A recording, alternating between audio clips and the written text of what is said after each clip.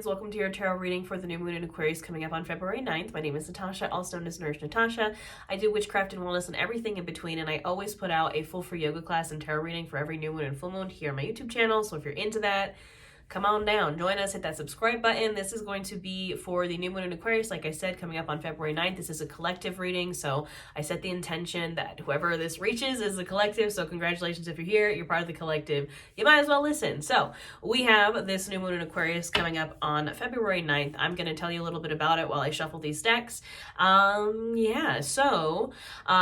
just had Pluto enter Aquarius as well. That was kind of like the biggest astrological shift that has happened in a really long time. It's like a once in a lifetime astrological transit. The last time that Pluto was in Aquarius was over 200 years ago. And you know what happened then was the American Revolution, the French Revolution, the Haitian Revolution. Like, it's a big deal. It's a big transit.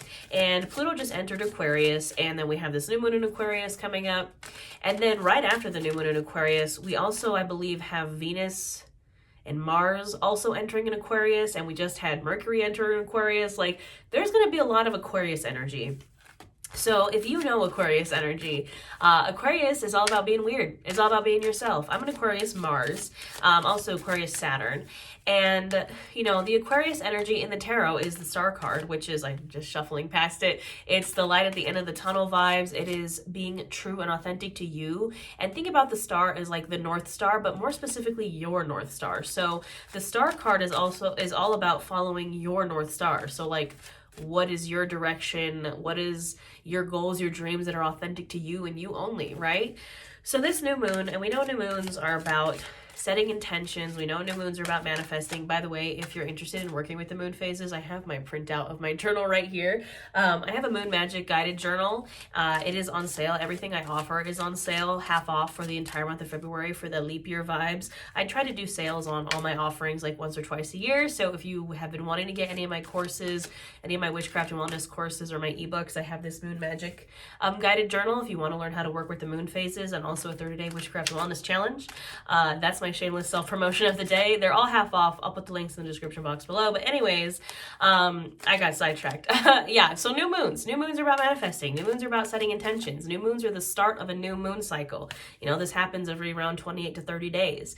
And under this new moon in Aquarius, with all this Aquarius energy, it's really about setting intentions and goals that are true to you.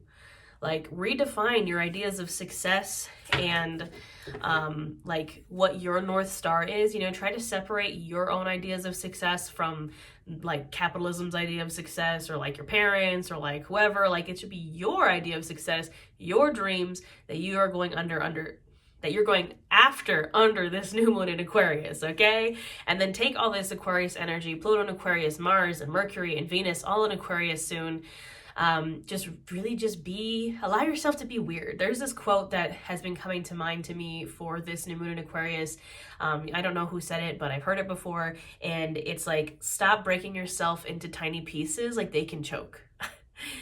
A lot of the times we're afraid to be seen or to be ourselves, or afraid to take up space. You know me, if you do my yoga classes, I always say take up space because we're afraid to. Like, physically, mentally, spiritually, emotionally, we're just afraid to take up space. We've been taught to kind of shrink ourselves and to conform and, you know, that kind of thing.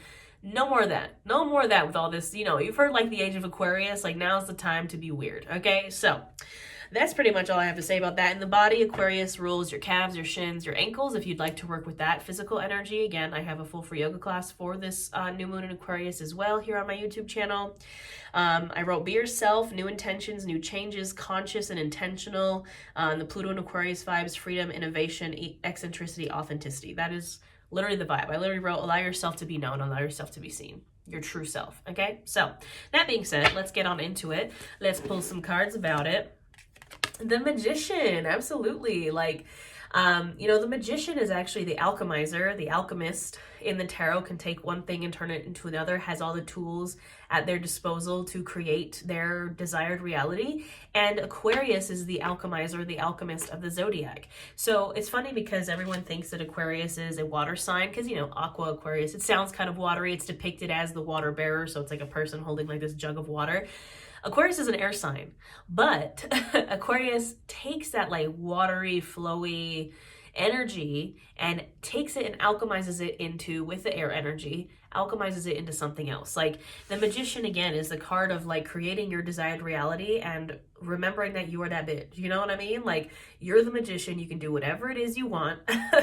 And you have all the tools at your disposal already. Like traditionally the magician has all the tools, the suits of the tarot, pentacles, cups, wands, and swords on their table in front of them. And it's like, you just gotta like look down and be like, oh, actually, I have the tools that I need. Actually, like, it's like, honestly, it's like more so, it's coming up, this message is like, you are the tool that you need, if that makes sense. Like it sounds like cheesy, but like what I'm hearing is like, you already have it like inside of you.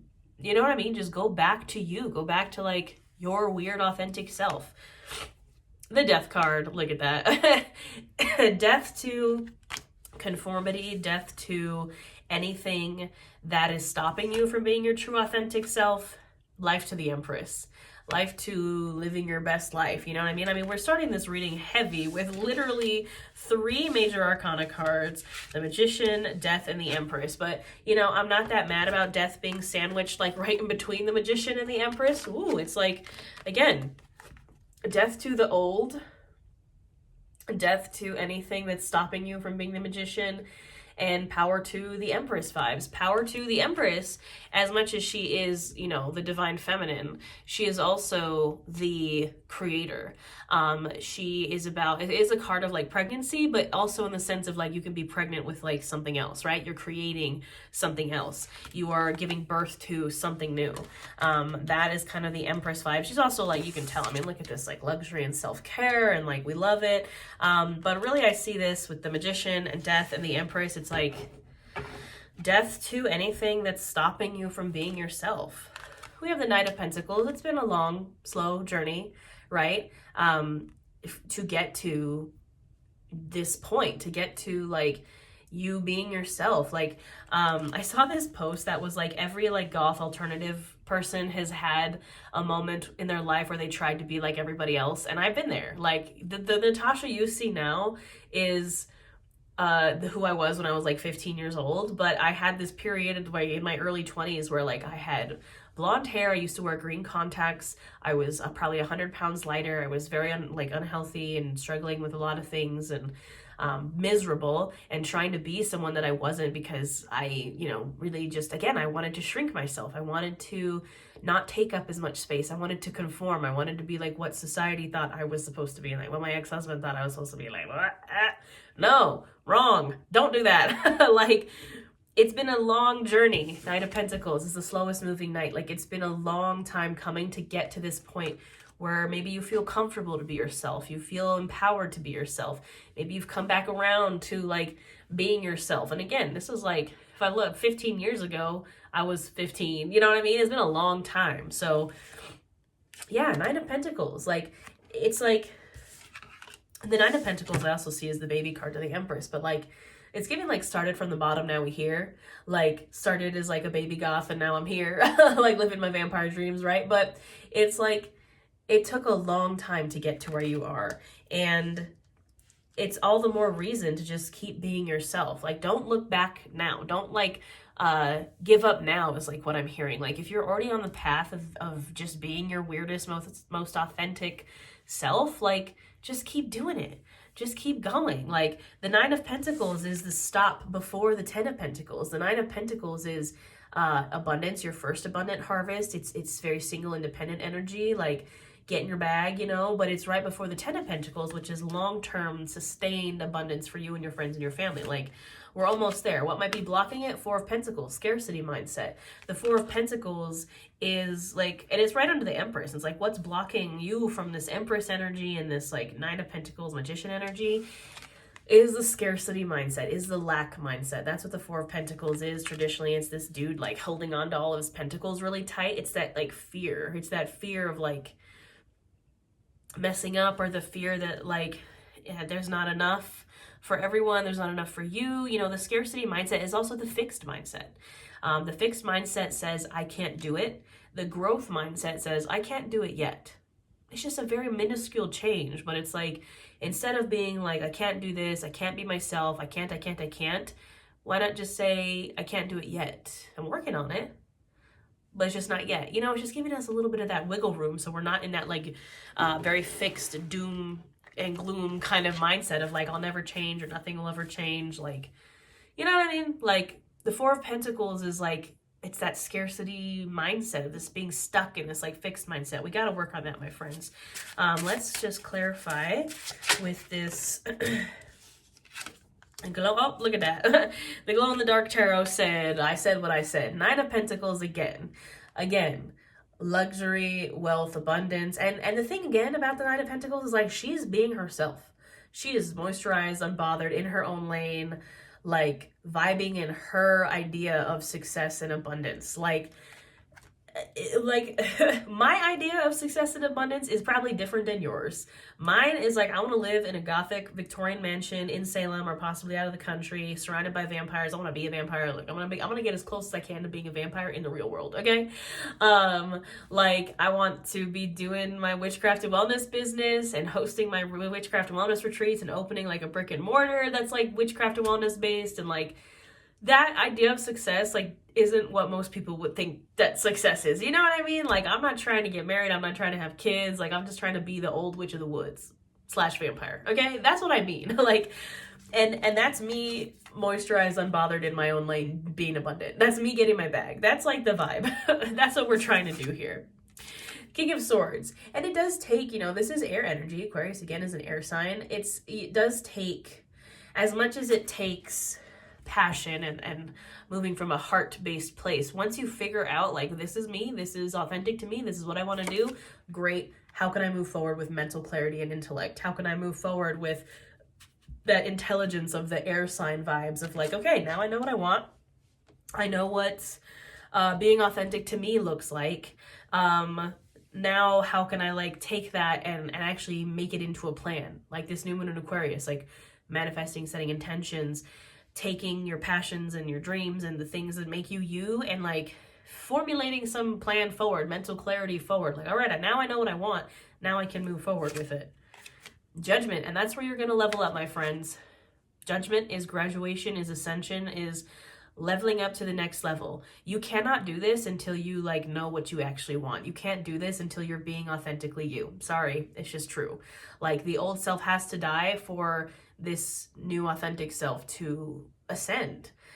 This is supposed to be like Judgment Day in the Bible. This is literally like the dead rising. And it's like, I think people fear the Judgment card. I personally don't, but it's scary because it's like, if you're not ready for that, like graduation, if you're not ready for that, like level up, it's not fun.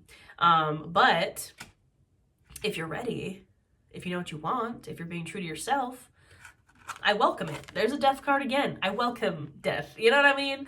I'm hearing from the Lion King when Simba's like, I laugh in the face of danger. Like, that's kind of the vibe. It's like, if you know what you want, you know you're being confident to you, you know that you are like living your truth, you don't really fear the death moments and the tower moments and the judgment moments. You're like, all right, cool. Like, instead of being like the people dying on the death card, you're literally the one on the horse. Like, all right, fine. Death to the old. I don't care. 10 of Wands, it's tiring. You know, it's a tiring journey. It's tiring to show up as yourself in a world that is very fake and just like wants you to not be yourself and wants you to shrink yourself, right? It's very tiring. But the good thing about the 10 of Wands is that he's almost done with his journey up this hill carrying all these sticks. He's almost to his home. And the home in this sense is like the true authentic you.